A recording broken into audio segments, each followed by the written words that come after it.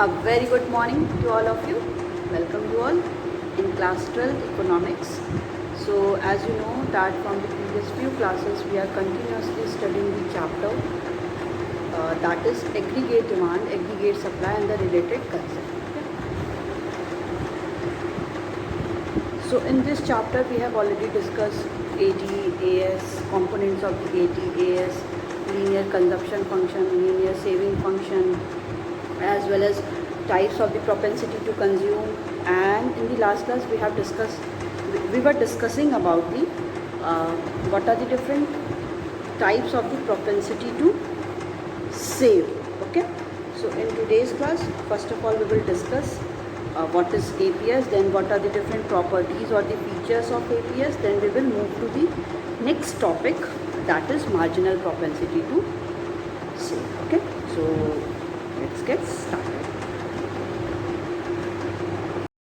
So the next topic जो discuss करने जा रहे हैं वो है properties oblique features of the APS. Features of APS that is average propensity to save. APS क्या होता है? Average propensity to save. Saving function हमें ये बताता है that there is relation between the saving and the income. Income और saving के बीच में क्या है? रिलेशन होता है. APS बताता है कि कितना हमारी टोटल सेविंग दे रखी है जब गिवन लेवल ऑफ इनकम हमारे पास है. तो इसका फॉर्मूला हम लोग जानते हैं, लास्ट क्लास में पढ़े हैं, that is APS is equal to S/1. मतलब APS average propensity to save किसके इक्वल होता है? Saving upon income. कि अगर गिवन लेवल ऑफ इनकम पे हम कितनी सेविंग कर रहे हैं. अब बात आती है कि what are the different properties of APS, कि APS की प्रॉपर्टीज़ क्या है. तो सबसे पहला कह रहा है कि APS can be zero. First one is that is APS can be zero. APS आपका ज़ीरो हो सकता है. किस केस में ज़ीरो हो सकता है? जब मेरी जितनी इनकम हो रही है हम लोग टोटल उसको क्या कर ले रहे हैं? कंज्यूम कर रहे हैं. APS is zero when savings are zero. APS zero तब होगा जब सेविंग हमारी क्या होगी? ज़ीरो होगी. और सेविंग हमारी ज़ीरो कब होती है? जब कंजप्शन किसके इक्वल हो जाता है? इनकम. ठीक है. सेकेंड कह रहा है कि APS can never be one. APS average propensity to save कभी भी वन नहीं हो सकता. इट इज़ बिकॉज क्योंकि कभी भी सेविंग हमारी वन नहीं हो सकती, बिकॉज हम लोग क्या करते हैं, जो भी हमारी इनकम होती है हम पहले इसको कंजप्शन के लिए रखते हैं, बाकी जो बचता है तब हम लोग सेविंग करते हैं. इसीलिए APS can never be can never be one. इसलिए क्योंकि हमारी सेविंग कभी वन नहीं हो सकती है, क्योंकि हम लोग सेविंग कब करते हैं? जब कंजप्शन के लिए हम लोग अपनी नीड को फुलफ़िल कर लेते हैं, बाकी जब बचता है तब हम लोग किसको प्रेफर करते हैं? सेविंग को प्रेफर करते हैं. इसीलिए कभी भी आपकी सेविंग क्या है? वन नहीं होती है. फिर कह रहा है कि APS can never be more than one. APS can never be more than one. और APS क्या है? कभी भी वन से ज़्यादा नहीं होता है. It is because saving can not B more then the income. क्यों? क्योंकि सेविंग कभी भी इनकम से ज़्यादा नहीं हो सकती. इसमें नहीं हो सकती क्योंकि इनकम जो भी हमारी है उसी के अराउंड ही हम लोग क्या करते हैं? कंजप्शन करते हैं. बाकी जब बचता है तो हम लोग सेविंग करते हैं.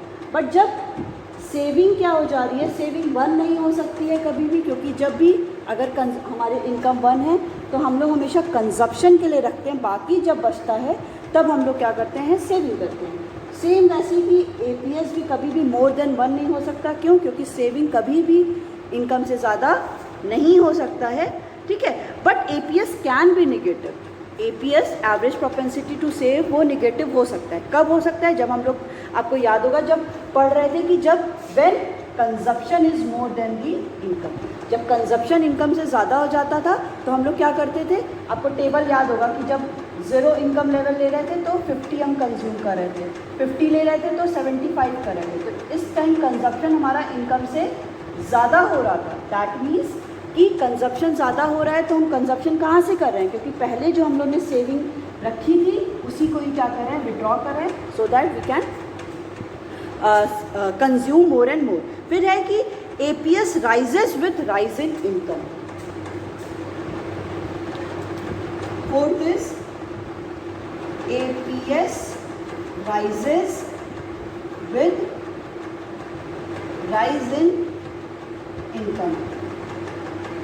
कि एपीएस जो होता है, एवरेज प्रोपेंसिटी टू सेव, क्या होता है, वो राइज करता है कब, इनकम के राइज होने के साथ। आपको याद है हम लोग पॉजिटिव रिलेशन पढ़े थे किसके बीच में, इनकम और सेविंग के बीच में। जैसे ही हमारी इनकम इंक्रीज होगी तो हम सेविंग भी क्या कर देंगे, इंक्रीज कर देंगे। ठीक है, so it is because people tend to save more with the increase in income. People क्या है, वो ज़्यादा सेव करेंगे जैसे ही उनकी इनकम इंक्रीज होती है। So this is all your properties of the average propensity to save, जिसमें सबसे पहली प्रॉपर्टी क्या है, APS can never be, can be zero. APS क्या है, वो ज़ीरो हो सकता है किस केस में, जब सेविंग किसके इक्वल हो जाए, ज़ीरो के इक्वल हो जाए। और सेविंग ज़ीरो कब होती है, जब कंजप्शन इनकम के इक्वल हो जाता है।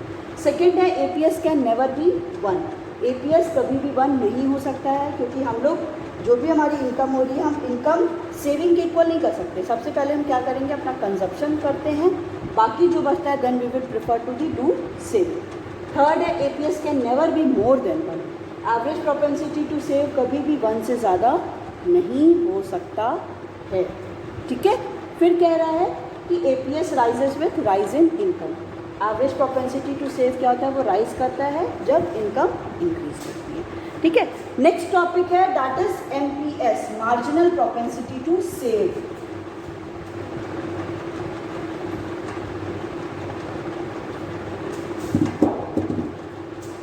सेकेंड है ना ये, एपीएस पहला था आपका, पहला प्रोपेंसिटी टू सेव का टाइप था। सेकेंड है मार्जिनल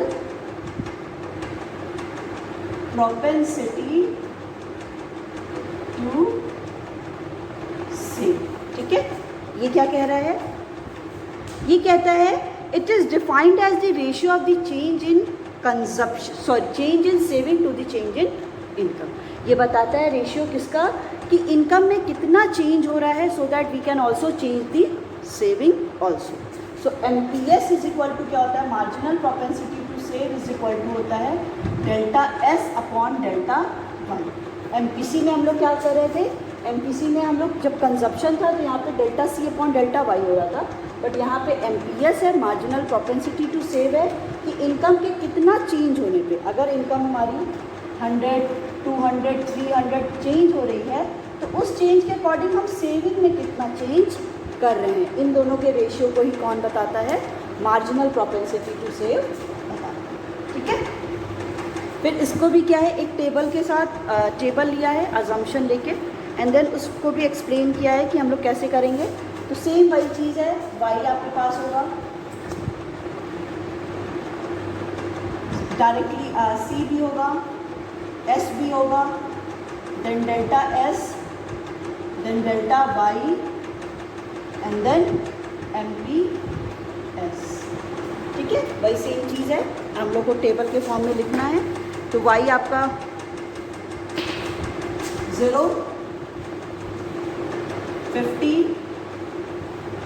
100, 200, 300, 400, 500, 50, 75, 100, 150, 200, 250, 300। सेविंग निकालेंगे, क्या क्या दे रखा है, सेविंग पता है, income minus consumption, 25, 25, 50, 50, sorry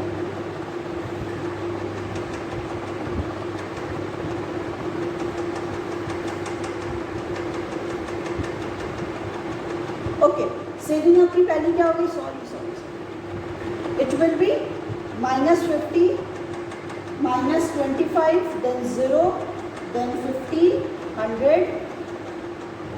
150 and 200। ठीक है, एस आपका हो गया। अब डेल्टा एस कैसे निकालेंगे, चेंज इन सेविंग। तो वही चेंज इन सेविंग हम लोग जैसे मार्जिनल निकालते थे, पहला आपका कुछ नहीं होगा क्योंकि कोई भी चेंज नहीं है, देन यहाँ से हम लोग इससे माइनस करते करते निकाल लेंगे। आपका हो गया पहला 25, 25, 50, 50, 50 एंड अगेन 50। अब डेल्टा वाई नेक्स्ट निकालना है, तो डेल्टा वाई से वही चीज़ आपका 50, देन 50, 100, 100, 100 एंड 100। ठीक है, नेक्स्ट हम लोग को क्या निकालना है, यहाँ पे एमपीएस निकालना है, marginal propensity to save. Marginal propensity to save क्या होता है, delta S upon delta one. तो पहला कुछ नहीं होगा, हर एक लेवल पे डेल्टा एस मतलब 25 upon 50, 25 upon 50, 50 upon 100, 50 upon 100, 50 upon 100 and then 50 upon 100। ठीक है, तो आपका सेम वही आ गया 0.5, 0.5, हर एक लेवल पे क्या आएगा, ये 0.5 ही आएगा, 0.5, 0.5 एंड 0.5। ठीक है, ये कैलकुलेट हो गया। ठीक है, नेक्स्ट आपका सेम स्टेप जो हम लोग करते हैं डायग्राम पे प्लॉट करना। इधर ले लेंगे इनकम, इधर ले लेंगे सेविंग। ठीक है, और आपको पता है ये क्या है, डेल्टा एस को हम लोग को डेनोट करना है, तो इसका एक वही सेम जैसे डायग्राम बनता है, 100, फिर इधर ले लेंगे 100, 200, 300, 400 एंड 500। इधर भी आपका वही सारे हो जाएंगे। गैप हम लोग ज़्यादा ले लेते हैं क्योंकि मार्जिन क्या है वो 25 और 100 का ही है, तो आप 50 भी ले लो या तो डायरेक्टली हम लोग 100 और 200 ले लो। ठीक है, अब जो ये है सिंपली एमपीएस हमें क्या बताता है, एमपीएस हमें बताता है कि इनकम में कितना चेंज हो रहा है। अगर इनकम में इतना चेंज हो रहा है तो कंजप्शन में सेविंग में कितना चेंज, डेल्टा वाई और डेल्टा एस। फिर इनकम में अगर इतना चेंज हो रहा है इतना, तो सेविंग में कितना चेंज होगा, देन डेल्टा वाई हमें ये बता रहा है और डेल्टा एस। तो ये क्या होता है, यही सेम चीज़ आपका बताता है कि हर एक लेवल पे अगर इनकम में कितना चेंज हो रहा है, सो दैट हम सेविंग में कितना चेंज कर रहे हैं, and it is done by the marginal propensity to save. ये मार्जिनल प्रोपेंसिटी टू सेव बताता है कि इनकम के कितना चेंज होने पे सेविंग में कितना चेंज हो रहा है। ठीक है, नेक्स्ट जो है वो है इसका ऑब्जर्वेशन में वही कह रहा है कि MPS at the income of 100 is 0.5, और हर एक लेवल पे ये 0.5 को ही शो कर रहा है। It remains constant and at all level of income. ये बता रहा है कि जो मार्जिनल प्रोपेंसिटी टू सेव है, इनकम में जितना चेंज हो रहा है उसी के हिसाब से हम लोग सेविंग में भी चेंज कर रहे हैं, और हर बार जितना इनकम में चेंज हो रहा है उतना ही सेविंग में भी चेंज हो रहा है। कोई ऐसा चेंज अलग अलग नहीं है कि एक बार 0.5 शो कर रहा है तो एक बार 0.7 नहीं। ये तब होगा जब जो इनकम और सेविंग में चेंज हो रहा है वो अलग अलग हो। ठीक है, ये लीनियर, ये क्या है, हर बार सेम चेंज हो रहा है। दैट्स वाई एमपीएस यहाँ पे 0.5 ही आ रहा है, क्योंकि हम लोग ने शुरू में अजम्पशन ले रखा था C is equal to 50 plus 0.5 Y.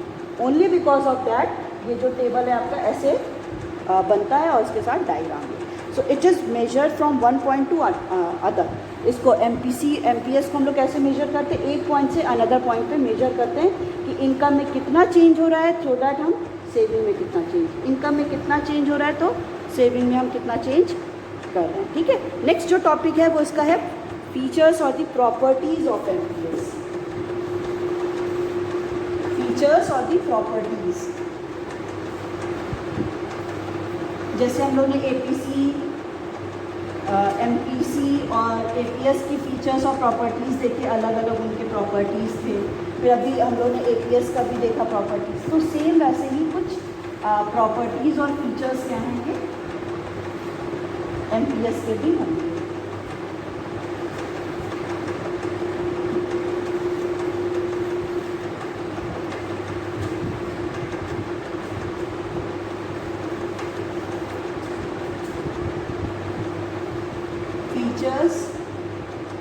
और प्रॉपर्टीज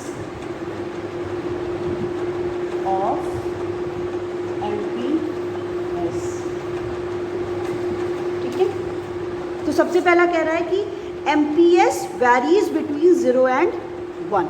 जो MPS की वैल्यू है वो क्या होती है, वो 0 और 1 के बीच में ही वैरी करती है। फर्स्ट हो गया value of MPS varies between 0 to 1। अब अगर आपकी MPS की वैल्यू आ गई 1.5, दैट मीन्स आपका क्वेश्चन क्या है, आप लोगों ने गलत किया है। हमेशा इसकी जो वैल्यू आएगी MPS की वैल्यू 0 और 1 के बीच में ही होगी। ये कौन कहता है, ये कहते हैं जिन्होंने ये थ्योरी दी है J.M. कीन्स। ठीक है, कीन्शियन थ्योरी के अकॉर्डिंग कीन्स क्या थे, J.M. कीन्स एक इकोनॉमिक्स थे जिन्होंने ये सारी थ्योरी को डेवलप किया, aggregate demand, aggregate supply, MPS, ये सारी चीज़ों को वो बताते हैं। तो उनके अकॉर्डिंग है कि MPS की जो वैल्यू होती है वो 0 to 1 के बीच में ही वैरी करती है। फिर कह रहा है कि MPS will be equal to 0, MPS will be equal to 0 if entire additional income is consumed, if entire additional income is consumed। समझ गया हमें इस लाइन का मतलब, एकदम सिंपल सा है कि MPS किसके इक्वल हो जाता है, 0 के इक्वल हो जाएगा। सेविंग 0 की इक्वल कब होगी, जब हम लोग जो भी एडिशनल इनकम हो रही है वो हम सब कुछ कंज्यूम कर लेंगे। जब C इक्वल टू वाई हो जाएगा, मतलब डेल्टा C डेल्टा वाई के इक्वल हो जाएगा। चेंज इन कंजप्शन किसके इक्वल हो जाएगा, चेंज इन इनकम के इक्वल हो जाएगा, तब उस केस में MPS आपका 0 हो जाएगा। ठीक है, फिर है MPS will be equal to 1 if entire income is save. ठीक है, MPS will be equal to 1, किस केस में MPS 1 के इक्वल हो जाएगा, if entire additional income is. हर बार देखिए हम लोग जो रिलेशन पढ़ेंगे हमेशा किसके रिस्पेक्ट में पढ़ेंगे, इनकम के ही रिस्पेक्ट में पढ़ेंगे। ठीक है, तो MPS marginal propensity to save 1 के इक्वल हो जाएगा। कब हो जाएगा, जो भी एडिशनल इनकम हुई है, मतलब डेल्टा वाई वो किसके इक्वल हो जाएगा, change in saving, delta S equal to delta Y. ठीक है, फिर कह रहा है MPS can not be negative. MPS कभी भी निगेटिव नहीं हो सकता, sorry MPS can not be greater than 1। MPS कभी भी 1 से ज़्यादा नहीं हो सकता, because delta S can not be greater than delta Y. MPS marginal propensity to save कभी भी 1 से ज़्यादा नहीं हो सकता है। क्यों नहीं हो सकता है, बिकॉज चेंज इन इनकम वो कभी भी चेंज इन सेविंग से ज़्यादा नहीं हो सकती है। इक्वल हो सकती है, S इक्वल टू वाई हो सकता है, मतलब इनकम में अगर 100 चेंज हो रहा है तो हम 100 सेविंग कर सकते हैं, बट कभी भी हम सेविंग इनकम से ज़्यादा नहीं कर सकते। ठीक है, तो फोर्थ है इसका, that is MPS can not be greater than 1। MPS can not be greater than 1 because change in saving cannot be more than change in income। Change in saving कभी भी चेंज इन इनकम से ज़्यादा नहीं हो सकती है। So this is all your features and the properties of the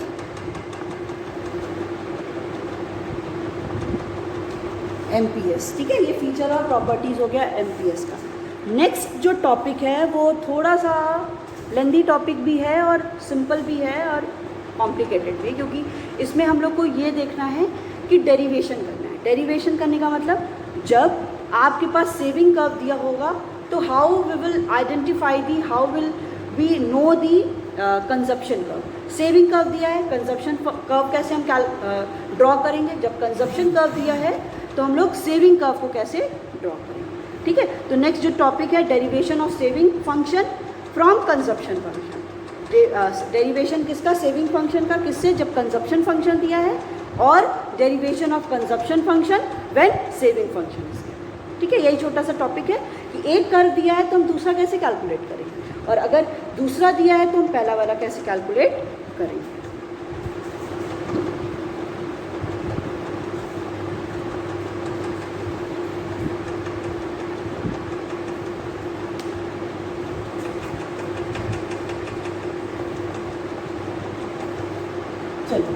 थोड़ा सा we need more space in this. ठीक है, तो topic is derivation of saving function और saving curve from consumption function. Derivation of saving curve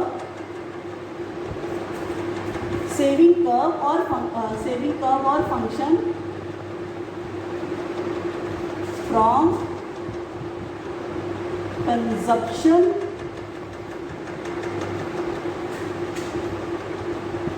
curve और function. ठीक है, and consumption curve और function from saving curve oblique function. ठीक है, ये आपका क्या है, टॉपिक है, सिंपल सा है कि जब हमारे पास डेरिवेशन हम क्या करेंगे, डेराइव हम क्या करेंगे, जब आपके पास सेविंग फंक्शन और डेरिवेशन किसका करना है, सेविंग कर्व और फंक्शन का करना है फ्रॉम द कंजप्शन फंक्शन, जब कंजप्शन फंक्शन है, and consumption curve, consumption function और कंजप्शन कर्व को डिराइव करना है जब फ्रॉम दी सेविंग कर्व और दी सेविंग फंक्शन। ठीक है, तो सबसे पहला आपको पता है कि हम लोग ने दो फंक्शन पढ़ लिया है। क्या क्या पढ़ा है, दो फंक्शन क्या था आपका, पहला था लीनियर कंजप्शन फंक्शन,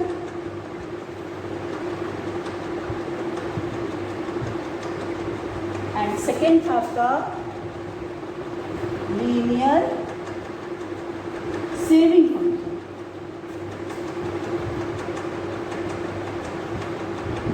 ठीक है, लीनियर कंजप्शन फंक्शन और लीनियर सेविंग फंक्शन, जिसमें कहता है कंजप्शन फंक्शन क्या कहता है, consumption function says when income increases consumption also increases but not as much as increase in income, कि जब इनकम इंक्रीज होगी तो हम कंजप्शन भी इंक्रीज कर देंगे, बट उतना कंजप्शन इंक्रीज नहीं करेंगे जितना हमारी इनकम इंक्रीज होगी। तो कंजप्शन फंक्शन क्या होता है, आपको याद होगा, C is equal to C bar plus B1।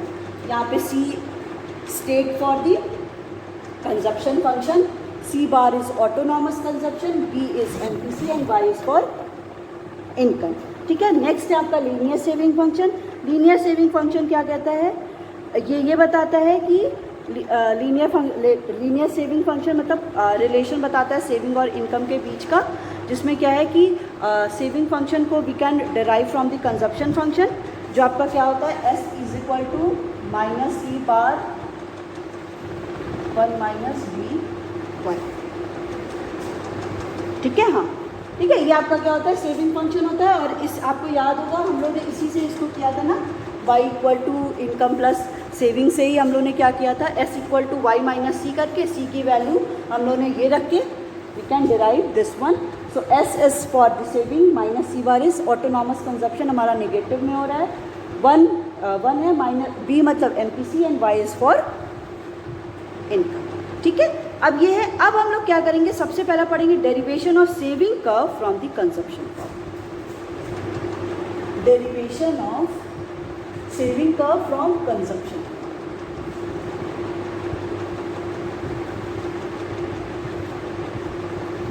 कि डेरिवेशन किसका करना है, सेविंग कर्व का करना है, कैसे करना है, from the consumption curve, consumption curve. तो कह रहा है given that CC is the consumption curve and OY is the income curve. हम लोग एक सिंपल सा डायग्राम बना लेंगे पहले।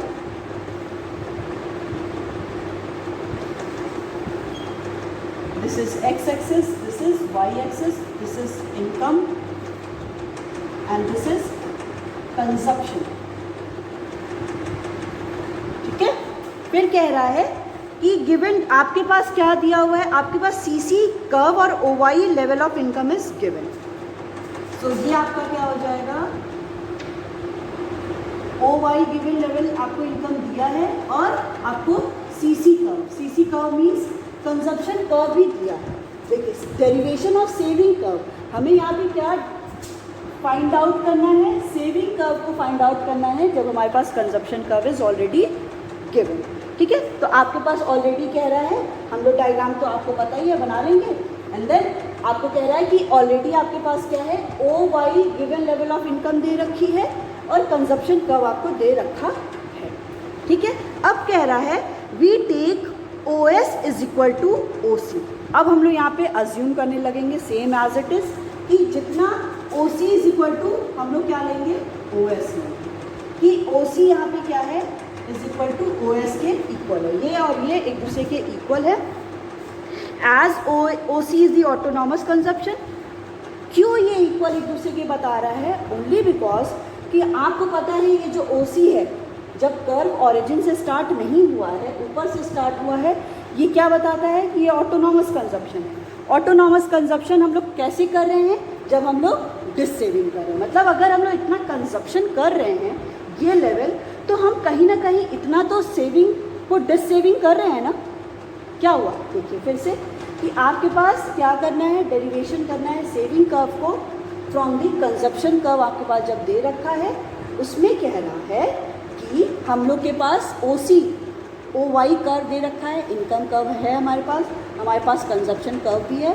अब हमें यहाँ पे फाइंड आउट करना है सेविंग। तो सबसे पहले हम लोग ने ले लिया कि let us assume that O C is equal to O S. Assume करना है और ये रियलिटी भी हो गई है कि ओ सी या ओ एस के इक्वल लेंगे। क्यों लेंगे, इसका भी पीछे आपको वैलिड रीज़न पता है, क्योंकि ओ सी क्या है, ये जो पॉइंट है वो ऑटोनॉमस कंजप्शन कह रहा है कि हमारी इनकम ज़ीरो भी है तो भी हम कुछ ना कुछ कंज्यूम कर रहे हैं। जब हम इतना कंज्यूम कर रहे हैं तो हम कहीं ना कहीं से इतना विथड्रॉ भी तो कर रहे होंगे ना।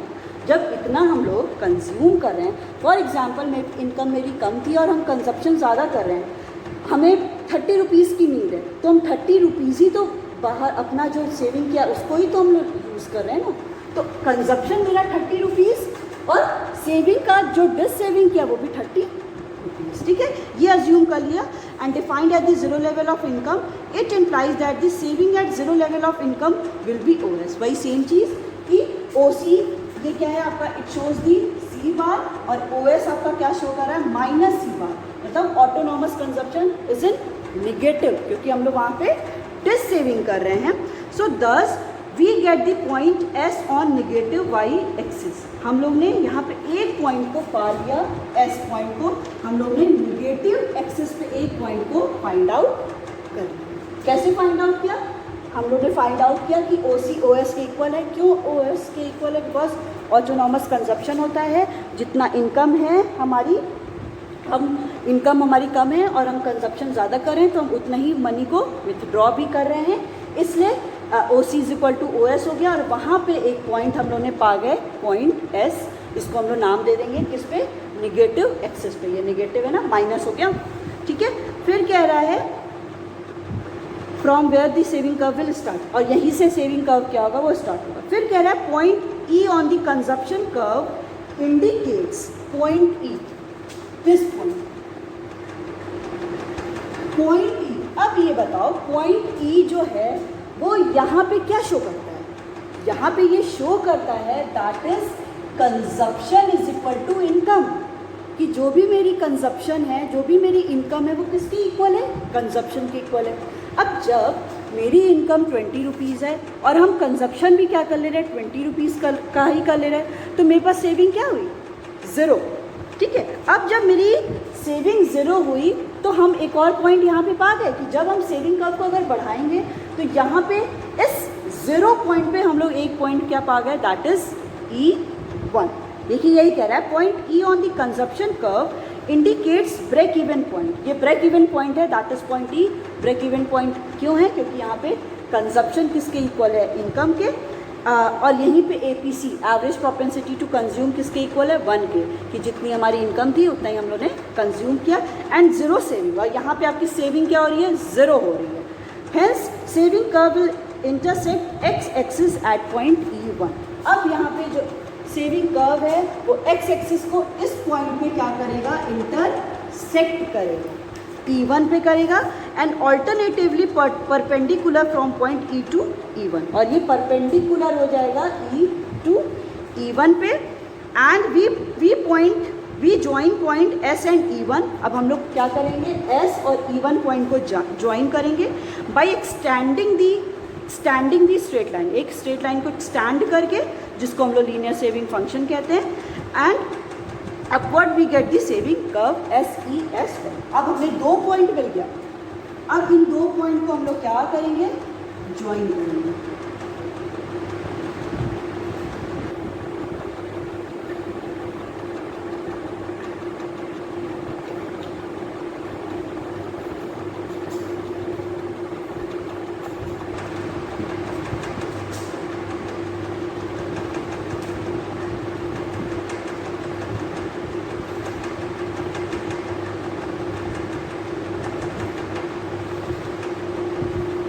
So we join the point SE1 and we give the name as S, ठीक है, इसको हम लोग S नाम दे देते हैं।